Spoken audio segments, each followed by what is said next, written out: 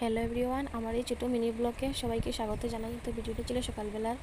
এই পাতাকে তোমরা কে কী বলো জানি না, আমরা লং পাতা বা লঙ্কাই পাতা বলি। তো সকালবেলা এটি পারলাম, অনেকগুলো পাতা পেরেছি, ঝোল বানিয়েছি বেগুন দিয়ে, খুব ভালো লাগে বেগুন দিয়ে ঝোল বানিয়ে খেতে। আর এই দেখুন নিচে একটা ছোটো ছোটো পাতা দেখতে পাচ্ছ, এটা হলো পুদিনা পাতা। আমার বেশি ভালো লাগে না পুদিনা পাতা খেতে, তবুও পারলাম। চাটনি বানিয়েছি পুদিনা পাতা দিয়ে, আমার মেয়ে খেতে খুব ভালোবাসে, ওর পাপাও খেতে ভালো লাগে। তারপরে চলে গেলাম ছাদের উপরে, গিয়ে দেখো মরিচ, নিজের গাছে মরিচ হাত দিয়ে পারতে ভালোই লাগে, যে কোনো সবজিও নিজের বাড়ি পেরে খেতে খুব ভালোই লাগে।